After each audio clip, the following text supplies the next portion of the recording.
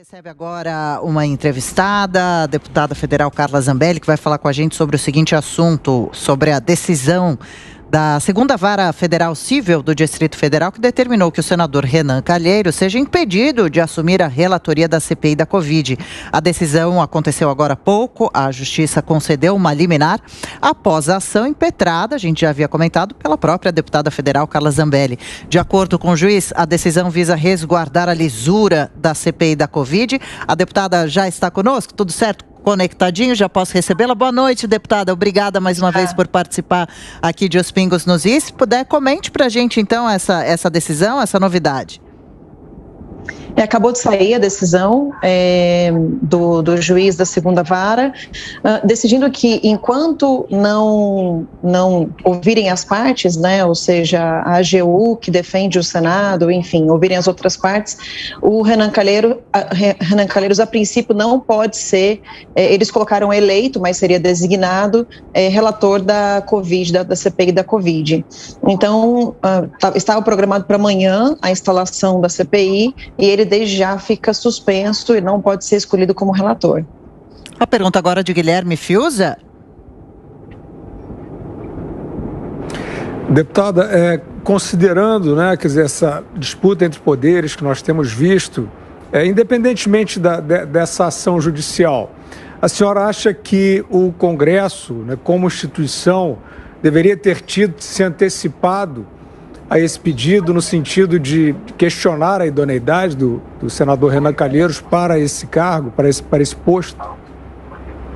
Fios, excelente pergunta. Eu gostaria de não precisar entrar com esse tipo de ação.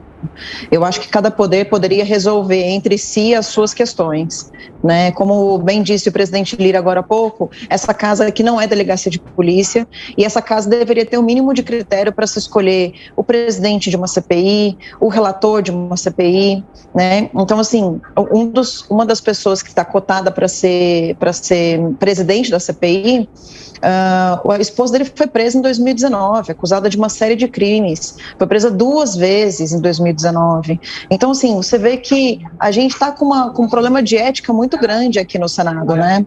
Então, eu gostaria de não ter que ter entrado com essa ação, gostaria de não ter que resolver judicialmente uma questão que é do Legislativo, mas, infelizmente, as pessoas parecem não ter bom senso, né? Já que o senador Assis, ele disse que designaria Renan Calheiros como relator da CPI antecipadamente. Então, foi até bom que ele tenha falado antecipadamente para a gente poder questionar isso na justiça, mas, enfim, a gente gostaria de poder contar com o bom senso das pessoas, mas, infelizmente, às vezes é impossível.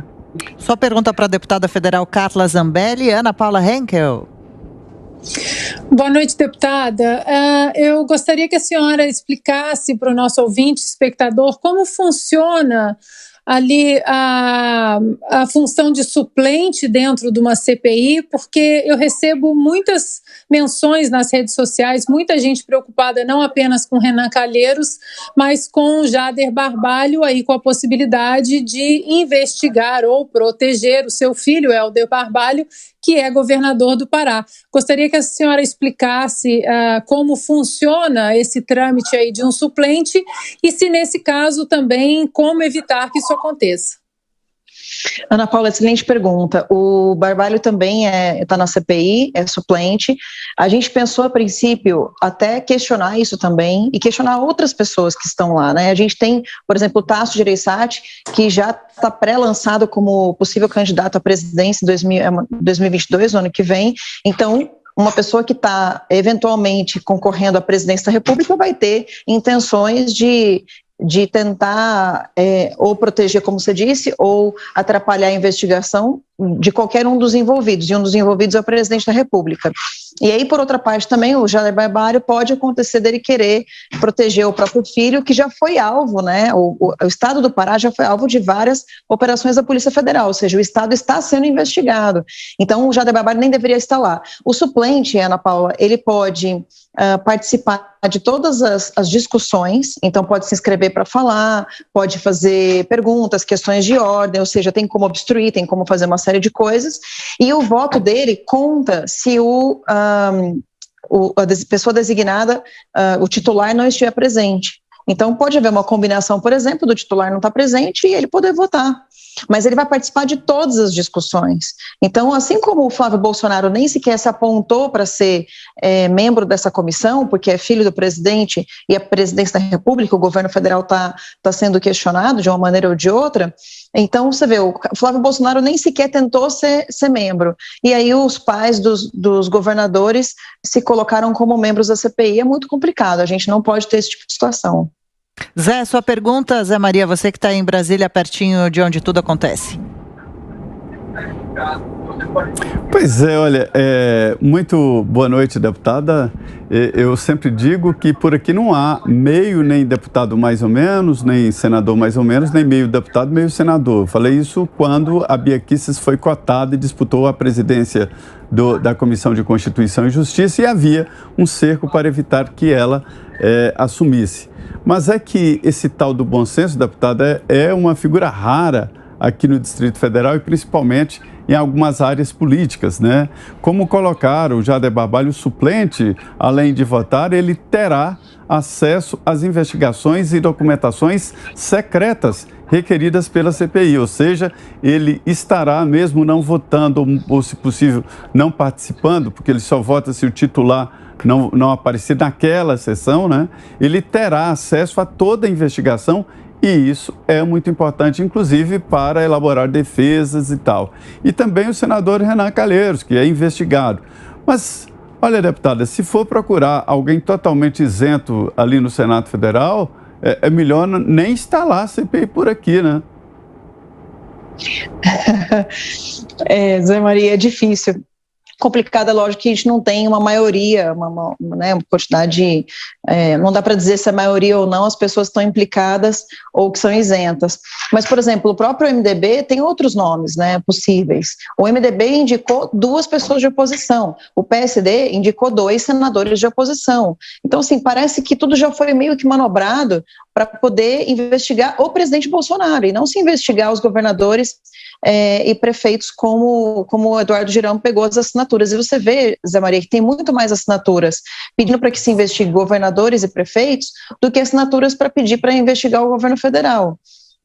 Então, assim, em peso, o Senado acha que é importante investigar governadores e prefeitos, mas eu ainda acho que o mais sensato da história é o que o Arthur Lira falou hoje mais cedo. Agora não seria momento de fazer isso, agora é momento da gente tentar buscar as reformas estruturantes, coisas que possam melhorar a nossa economia, que possam melhorar a distribuição de vacinas, projetos que possam impulsionar o Brasil para frente. E uma CPI dessa vai deixar o Senado parado, uma das casas super importantes para a gente poder aprovar todas as reformas. Bom, a gente mais do que nunca a partir de amanhã está de olho no início dos trabalhos da CPI. Deixa eu agradecer, claro, a deputada federal Carla Zambelli, sempre muito atenciosa com a gente, trazendo as informações quentinhas, fresquinhas. Boa noite, deputada, para a senhora por aí, viu? Até uma próxima. Eu que agradeço, boa noite a todos os telespectadores e estou sempre à disposição. A Ana comentava agora há pouquinho, né? O presidente da Câmara, Arthur Lira, afirmou nesta segunda-feira em entrevista ao Jornal da Manhã que a aprovação de reformas estruturantes pode acontecer ainda em 2021. Arthur Lira destacou as 2 propostas que seguem tramitando no Congresso e que, pelo andamento dos trabalhos, a reforma administrativa deve ser votada primeiro. Vamos ouvir o que Arthur Lira disse no Jornal da Manhã?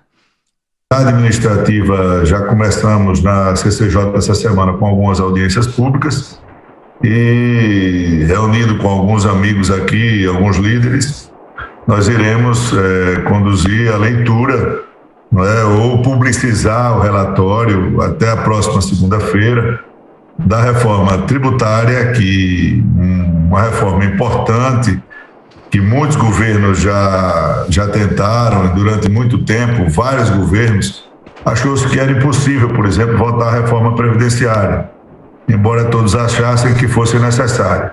É o mesmo que ocorre com a tributária. Nós temos que ter um sistema tributário mais justo, onde quem ganhe menos pague menos, onde quem ganhe mais pague mais, onde quem produz e gera emprego seja estimulado. Aí o presidente da Câmara, Arthur Lira, que voltou a criticar a instalação da CPI da Covid marcada para acontecer amanhã no Senado. Arthur Lira defende que o momento não é de procurar culpados, mas sim de encontrar soluções para conter o avanço da Covid-19. Acompanhe. Nós estamos brigando com nós mesmos, politizamos demais a crise. Nós agora estamos às vésperas de uma instalação de uma CPI. Eu continuo na mesma posição. Não seria o momento de todos nós estarmos focados em encontrarmos soluções, vacinas, situações de convívio, em vez de estarmos agora, nesse momento, paralisando uma das casas, que vai paralisar, para tentarmos encontrar culpados. Quem fez besteira, quem errou, Joel, já está pego, já sabe-se, já se tem informações. Então, não é um mês agora ou 2 meses para frente, no momento ainda de pandemia, onde o Senado, eu não sei como é que vai fazer, por exemplo, sessões secretas, neste momento em nada vai contribuir para a diminuição de mortes ou aumento de vacinas, que é o que nós precisamos. Então, eu acho, é a minha opinião, e ela é pública, é perda de tempo. O presidente da Câmara ainda afirmou que o Congresso não é delegacia de polícia, é casa de leis. José Maria Trindade, eu tenho para você 30 segundinhos, até porque eu estou fechando já a nossa ligação aqui com a deputada federal Carla Zambelli, que vai comentar com a gente o tweet dela de agora a pouco, falando que o senador Renan Calheiros foi suspenso o nome dele para a votação que decidirá a relatoria da CPI. Zé? Pois é, foi uma boa entrevista hoje no Jornal da Manhã. O deputado Arthur Lira falou de 2 pontos importantes, reformas constitucionais, e ele está, neste momento, em reunião com Paulo Guedes, exatamente para tratar da reforma tributária. Ele falou de manhã e hoje, agora, ele está em reunião com o ministro Paulo Guedes. Sobre a CPI, ele fala exatamente sobre o programa da Controladoria Geral da União, que já sabe onde o dinheiro passa e está pegando, e já pegou, prefeitos e governadores que meteram a mão nos recursos públicos, e a punição está chegando com eles ainda no exercício da função, e isso é importante. Informação urgente que chega do nosso repórter Theo Cury. Olha, a Procuradoria-Geral da República apurou o Theo, que você já vê aqui. Obrigada, Theo. Tá entrando de casa, não tem horário vago para repórter. Muito bem. Bom, a Procuradoria-Geral da República denunciou o governador do Amazonas, Wilson Lima, e outras 17 pessoas, citando ali o crime de organização criminosa por conta da gestão da pandemia da Covid-19. De novo, então, Wilson Lima e outras 17 pessoas denunciadas pela Procuradoria-Geral da República no Superior Tribunal de Justiça. Theo, com você, conta os detalhes. Daniela, boa tarde para você, muito boa tarde também para quem nos acompanha. Denúncia que foi apresentada hoje pela Procuradoria-Geral da República ao Superior Tribunal de Justiça, ao STJ, que é a corte responsável por investigar governadores dos estados. Denúncia assinada pela Subprocuradora-Geral da República, Lindora Maria Araújo. Então, o governador do Amazonas, Wilson Lima, e outras 17 pessoas são investigados, estão sendo denunciados neste exato momento por organização criminosa e pela suposta prática dos crimes de dispensa indevida de licitação, fraude à licitação e peculato em meio à pandemia do novo coronavírus. Então, é mais uma denúncia que vem sendo apresentada pela Procuradoria-Geral da República, documento assinado pela subprocuradora Lindora Maria Araújo, que também é chefe da Operação Lava Jato na Procuradoria-Geral da República, com relação a governadores e a gestão deles em meio à pandemia do novo coronavírus. Importante, Daniela, além do governador do Amazonas, a PGR também vice-governador Carlos Almeida, o secretário-chefe da Casa Civil, Flávio Antony Filho, o ex-secretário de Saúde, Rodrigo Tobias, e outras 15 pessoas, entre servidores e também empresários. E aí, todos eles, importante destacar, são suspeitos de terem cometido crimes na compra de respiradores para pacientes contaminados com a Covid-19. Desvio de recursos que seriam destinados a... Oi, diga. Não, querido, não, é só que eu acho importante também você pontuar aqui com a gente que isso acontece na véspera da instalação da CPI da Covid e no momento em que uma ala ali, em especial a ala próxima ao governo, diz e cobra uma ofensiva sobre governadores. e dá aí um roteiro traçado por Lindora Araújo, que é ela que tem tocado aí as questões relacionadas a governadores, como um possível roteiro a ser seguido pela CPI para chegar nesses casos. Então ela dá uma munição, uma senhora munição, né, Theo, para a CPI, para quem quer na CPI olhar governadores. Senhora munição, Daniela. Inclusive, o próprio presidente Jair Bolsonaro vem criticando e pedindo que a Procuradoria-Geral da República e, inclusive, o Senado, agora em meio à abertura e à criação dessa comissão parlamentar de inquérito, também investiguem os governadores, não somente o governo comandado pelo presidente Jair Bolsonaro. O cálculo da Procuradoria Pública é de juízos aos cofres públicos somem R$2.200.000. Como eu disse, denúncia que foi apresentada hoje, então, ao Superior Tribunal de Justiça. E importante destacar, o governador do estado do Amazonas, Wilson Lima, e um servidor do governo, eles também são acusados pela PGR de tentar atrapalhar as investigações tocadas pelo Ministério Público Federal por meio de adulteração de documentos. Essa é a informação que chega agora. Importante aqui destacar só um trecho dessa denúncia, Daniela, se você me permitir.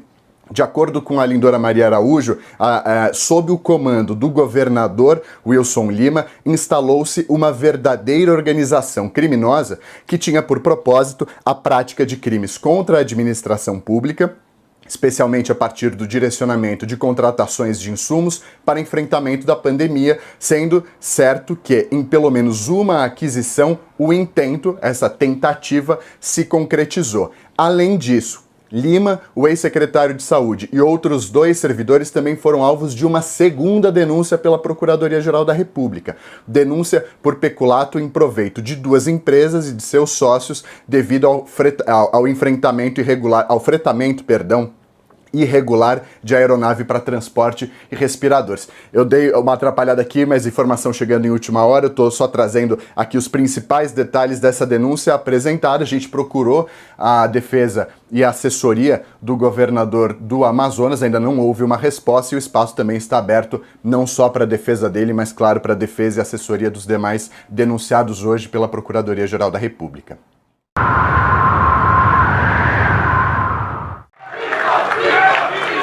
Tá chegando a hora, pessoal. Tá chegando a hora de o Brasil dar um novo grito de independência. Pedir para liberar o povo para vir para cá, porque um evento como esse, sem povo, não existe. Eu sempre estarei no meio de vocês. Eu vejo uma placa ali que o povo está comigo. É o contrário, eu é que estou com o povo. É uma satisfação estar aqui na nossa Bahia, a Bahia onde nasceu o nosso Brasil. E eu teço as minhas homenagens agora aos deputados Abílio Santana, Adolfo Viana, Alex Santana, Cláudio Cajado, João Carlos Bacelar, José Rocha, Paulo Aze e Raimundo Costa. E ao meu velho colega de parlamento, Clóvis Martins, prefeito de Feira. Um velho companheiro que sempre esteve ombreado conosco nas missões mais difíceis do parlamento. Homenagear a nossa prefeita também aqui, Tânia Yoshida, pelo seu posicionamento. Não me interessa o partido dela. Eu sei que o coração dela é verde e amarelo e está preocupado com o bem-estar do seu povo.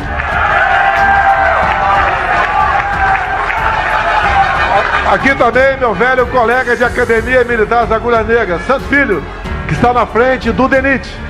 O DENIT de outrora, tão mal falado. E hoje se encontra na posição privilegiada. Por quê? Nós demos liberdade para ele trabalhar. Porque o Brasil não pode e não vai parar. Tenho certeza aí, o povo que está falando que a nossa bandeira não será vermelha. Jamais será vermelha, pode ter certeza disso.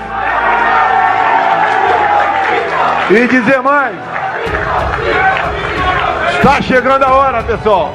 Está chegando a hora de o Brasil dar um novo grito de independência, que não podemos admitir alguns pseudo-governadores querem impor a ditadura no meio de vocês, usando do vírus para subjugá-lo. Nós tratamos a questão do vírus com muita responsabilidade, mas sempre disse que além do vírus, tínhamos que nos preocupar com a questão do desemprego. Não foi o governo federal que obrigou vocês a ficar em casa. Não foi o governo federal que fechou o comércio. Não foi o governo federal que destruiu milhões de empregos. Pode ter certeza, esse suplício está chegando ao fim. Brevemente voltaremos à normalidade, com o apoio de todos. A todos na Bahia aqui, meu muito obrigado pela oportunidade e pela recepção. E dizer que sempre estaremos juntos em defesa da nossa pátria e da nossa liberdade.